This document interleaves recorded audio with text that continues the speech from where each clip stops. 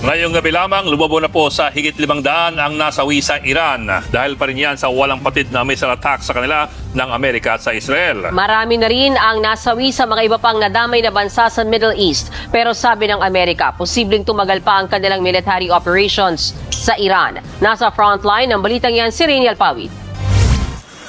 Mula pa noong Sabado, wala nang tigil ang Amerika at Israel sa pagbobomba sa Iran.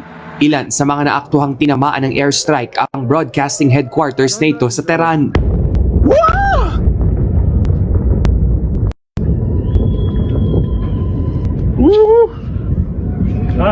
Binomba rin ng Amerika at Israel ang isang girls' school sa Iran.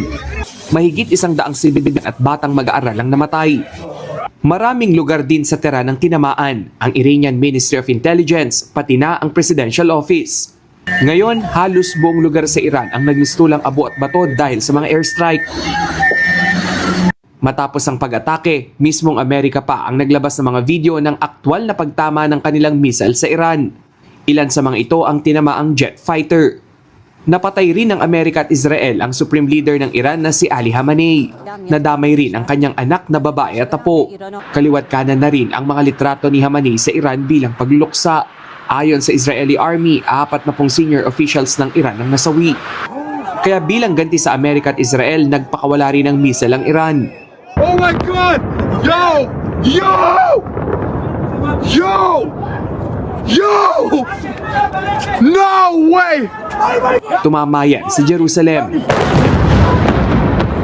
Tel Aviv, West Bank, at sa Haifa.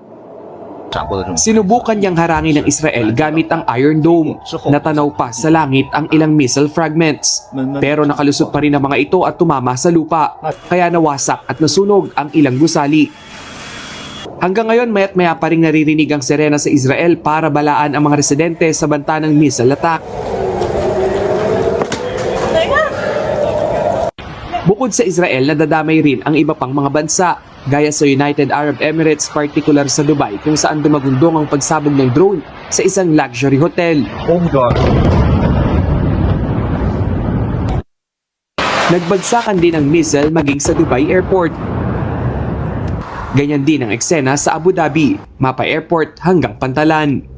Sa Kuwait, pinuntirya rin ng airstrike ang kanilang paliparan. Sa pulsa video ang pagbagsak ng drone.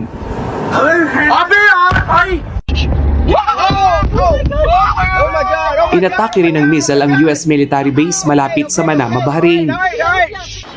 May nasunog ding residential building. Sa Doha, Qatar, mapa umaga o gabi, mayat maya rin ang missile attacks.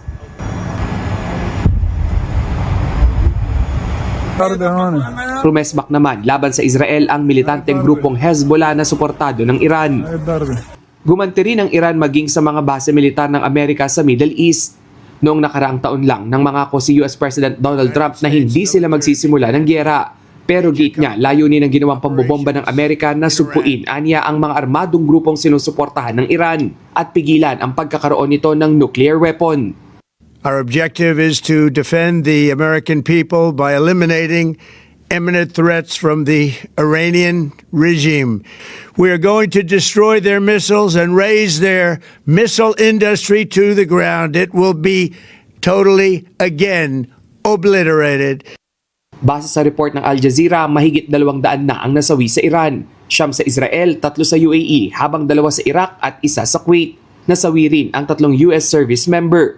Sa kabila niyan, sinabi ni US President Trump na posibleng tumagal pa ng 4 na linggo ang kanilang military operation sa Iran. Pero ang Iran nanindigang hindi sila makikipagnegosasyon sa Amerika. Nagbabalita mula sa frontline, Rainiel Pawid, News 5.